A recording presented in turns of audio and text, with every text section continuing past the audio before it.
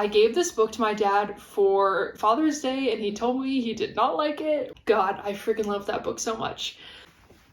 Idiot. I freaking love that book. Sounds so cheesy to say. Okay, good afternoon everyone. Hello, how's it going? My name is Maddie and today we are going to be talking about something that I think is going to be really fun, mythology.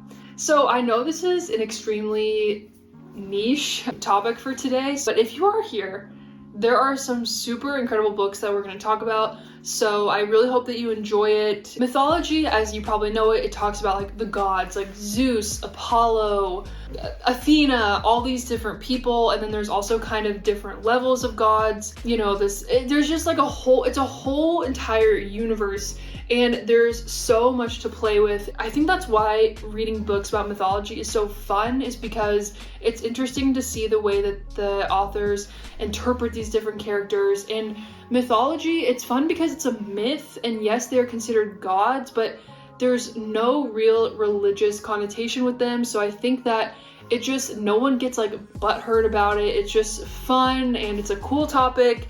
And I was kind of surprised how many books I've read about mythology, like involving mythology or just on the topic. So I think that's why I wanted to share my thoughts on some of these books in case you are interested in mythology as well.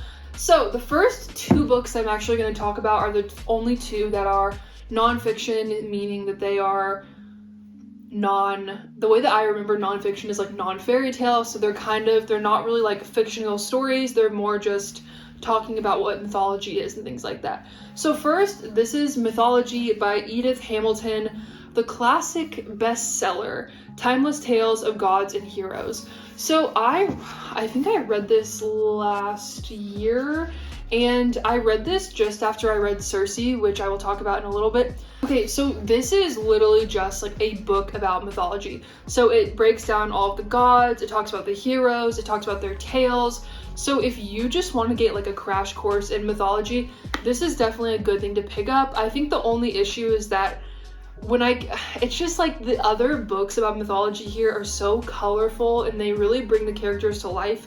So when I read this, it just felt so dull in a way, but I definitely think it's still a worthwhile read because it gives you everything you need to know. And something that's really interesting that I saw on the back of here actually is that Edith Hamilton was made an honorary citizen of Athens in 1957. So super interesting. Obviously, like you can get everything you need to know. This is definitely a good one to pick up if you are just wanting to learn a little bit about mythology. So moving on. So the next book that I want to talk about is called An Odyssey by Daniel Mendohlson.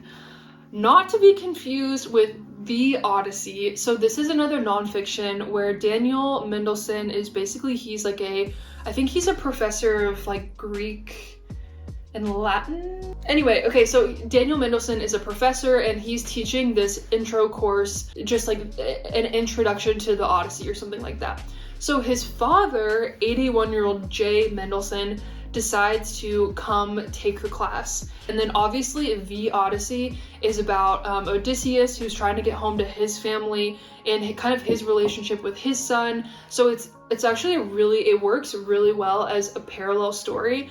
And I loved it so much. I think I gave it 5 stars on Goodreads, and it's just a really beautiful story about a father and a son. I gave this book to my dad for Father's Day, and he told me he did not like it. That's fine. It was just super interesting, and I loved the dynamic between Daniel and his father. Daniel would be talking about him talking in class about how Odysseus is a hero, and Jay would say like, oh, I don't think he's a hero. No. And the way the book is structured is like one chapter is Daniel talking about the class, how it's going, his father. They end up going on this cruise together where they travel around, they see kind of the different historical places where the Odyssey would have taken place.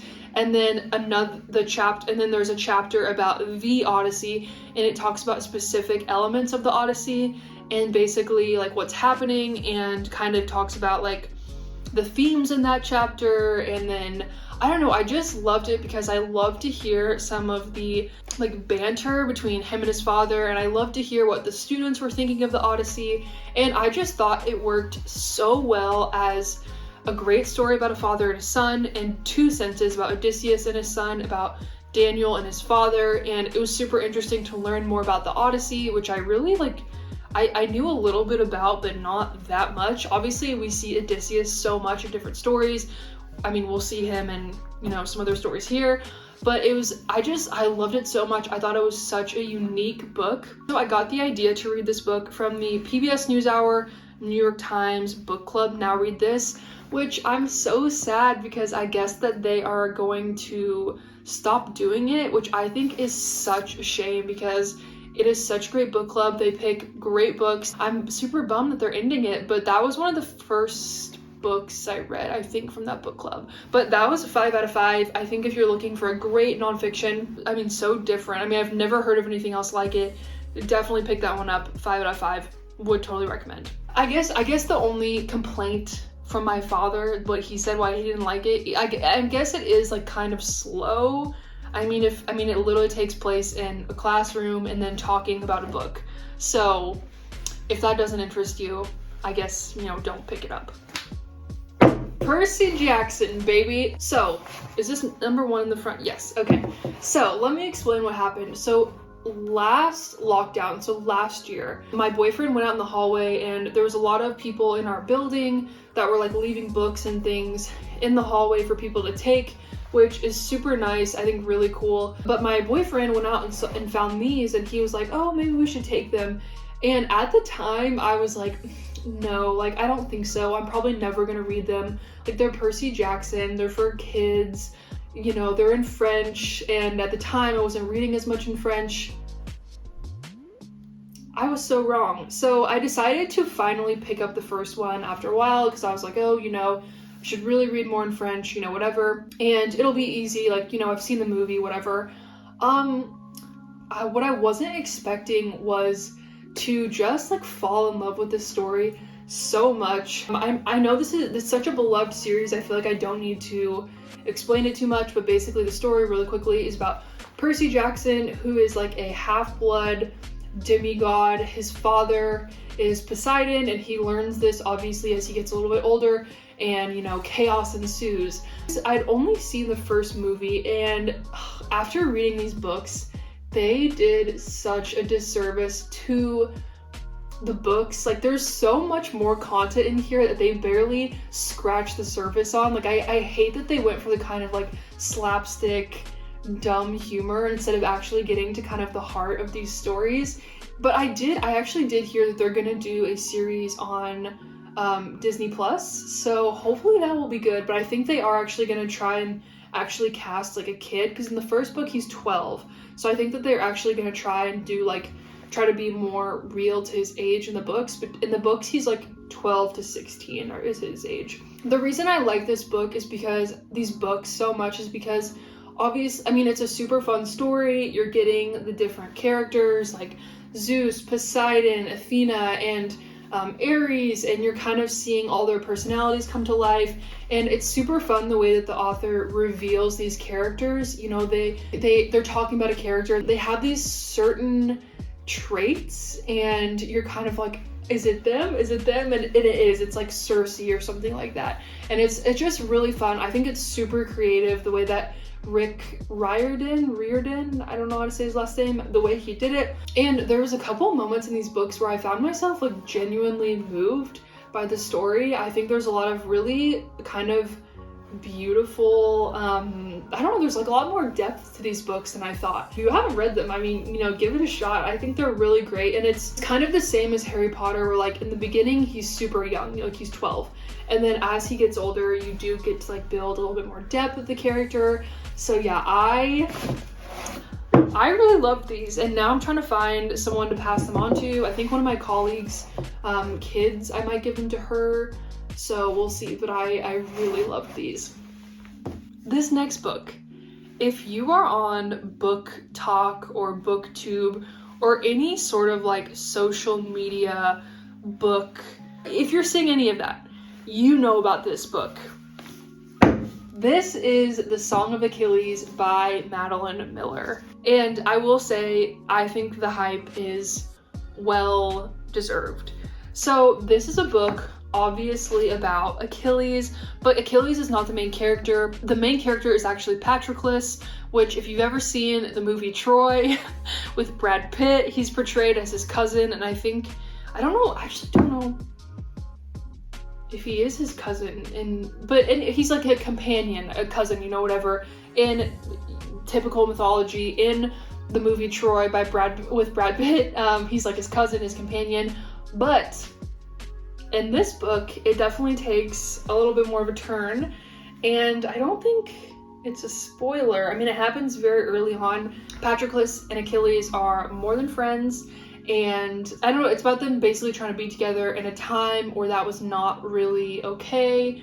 I mean, it's a gorgeous story. The writing Madeline Miller is such a fantastic writer. She also has a really interesting kind of backstory.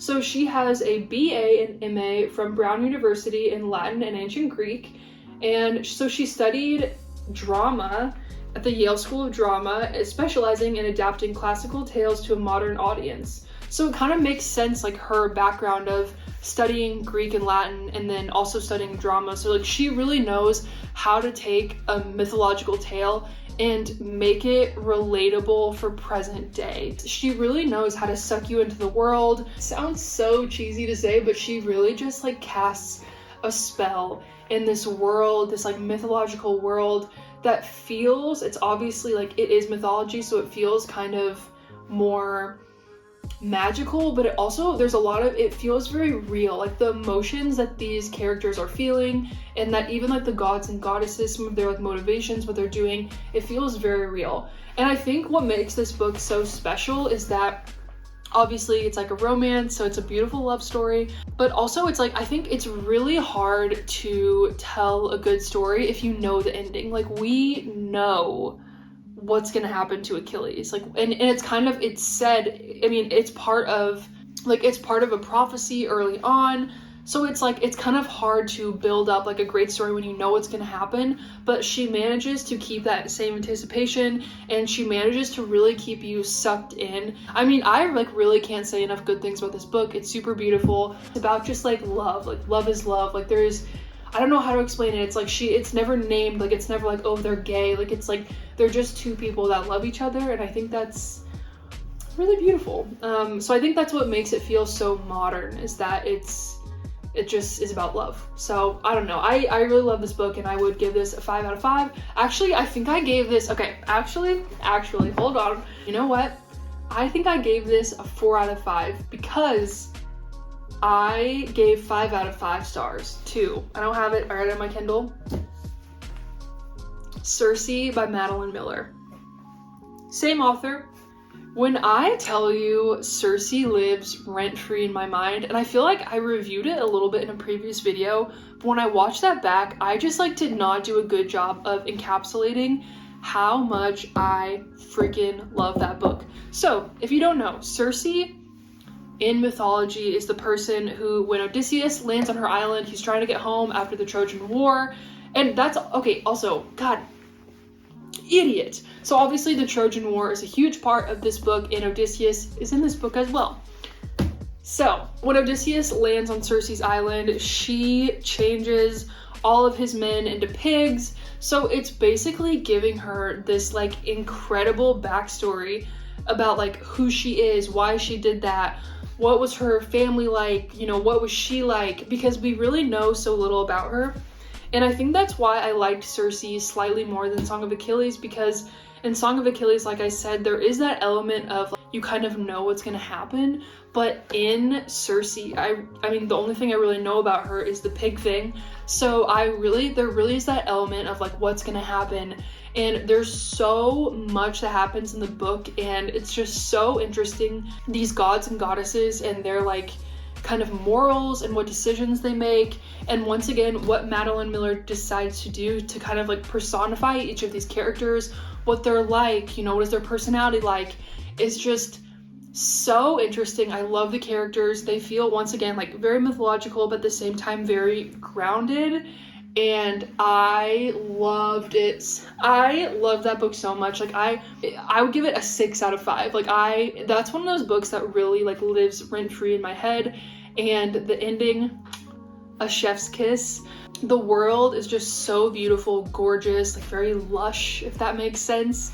But God, I love that book so much. Like I mean, I could rave and rave about it, and I feel like I'm so bad. I would try to recommend it to people, but I feel like I was so bad about really kind of explaining what is so amazing about it and what I loved so much about it. And Cersei herself is such an interesting character, a multifaceted character. She's not perfect. She makes a lot of bad decisions, and I think that's what makes her so interesting. She's a very strong character, a very strong woman. God, I freaking love that book so much. Okay, so I think that is gonna go ahead and wrap up our little book chat about mythology. Like I said, mythology is a topic that I think is super fascinating. I loved it. I have loved all these books so much. It's really been like quite a pleasure. If you have any other mythology recommendations, please drop them down, because now that I'm done with Song of Achilles, this was the last one that I read, I feel like I'm like, God, like what now? Like what do I read now? Reading is like one of my main hobbies and kind of passions. I love talking about books with people. Maybe I'll be doing more like topical book videos like this and something like that. So anyways, let me know what you guys think, and thank you guys so much for watching. I will see you in the next video. Toodles!